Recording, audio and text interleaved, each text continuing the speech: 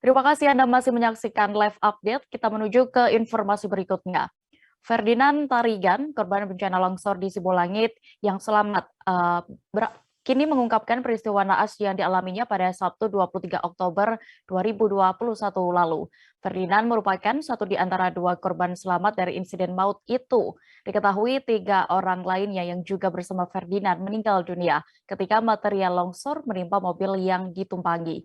Informasi lengkapnya akan disampaikan oleh rekan kami, ada Goklas dari Tribun Medan yang kini sudah tersambung bersama kami. Halo rekan Goklas.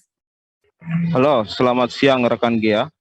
Ya rekan Goklas, bisa Anda ceritakan terlebih dahulu apa sebenarnya rencana dari rombongan Ferdinand ini saat bersama-sama menaiki mobil itu menuju ke Karo dan kembali lagi ke Medan?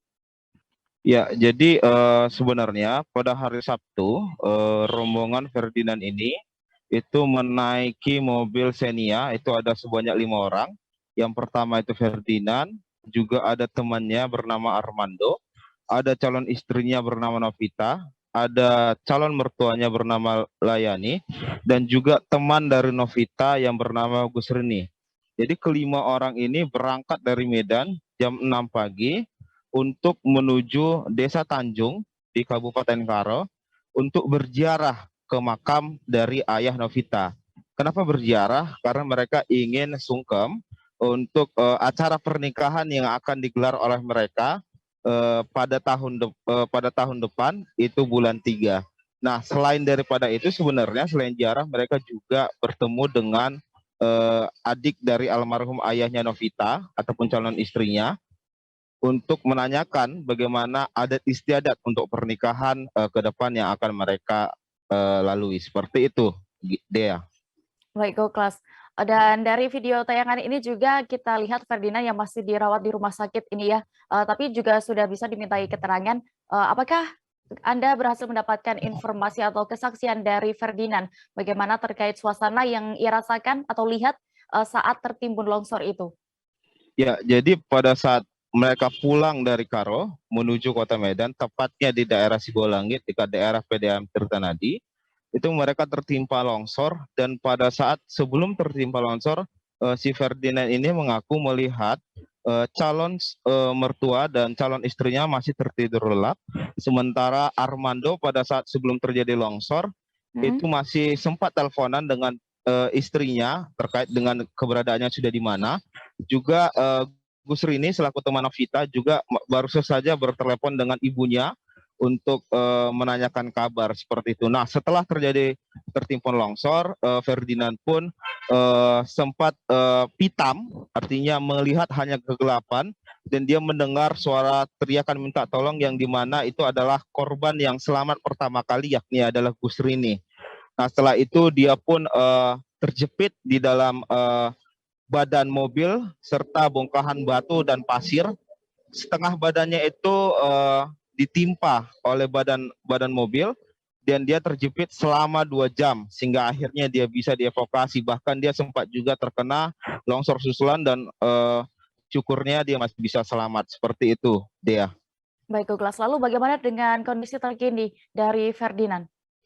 Nah, kondisi terkini yang kita dapatkan informasi dari pihak rumah sakit RSUP Adam Malik. Jadi saat ini Ferdinand masih dirawat di ruang Rindu B RSUP Adam Malik dengan kondisi tangan kanan yang patah dan ada luka lebam yang ada di sekitar mata kanan serta di sekitar tubuhnya, di lengan kiri dan juga sekitar daerah areal kepala.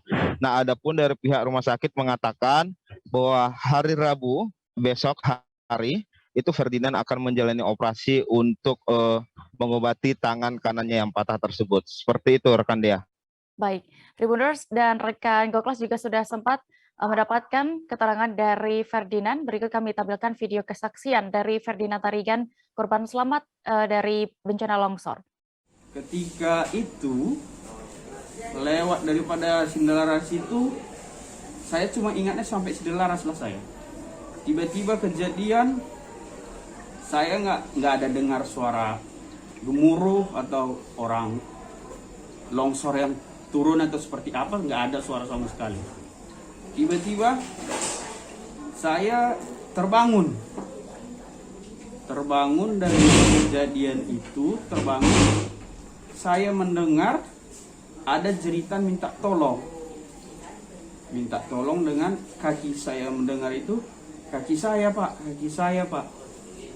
Nah, baru saya terbangun. Saya ini ketiduran atau mimpi. Nah, setelah saya bangun, saya mendengar suara jeritan minta tolong tadi. Saya itu bangun, saya lihat sekeliling saya, buka mata saya gelap. Saya langsung berpikir, oh ini pasti longsor. Dan saya minta tolong. Tim dari evakuasi yang sudah ada di luar, langsung saya mendengar, oh ini masih ada yang hidup. Kita prioritaskan dulu ini, bongkar katanya, makanya itu dibongkar semua. Gitu Pak. Pada saat itu kondisi abang itu terjepit kah atau gimana?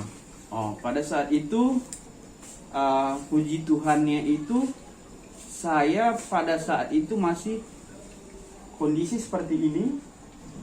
Ya, ini ditutup oleh saya nggak tahu itu apakah.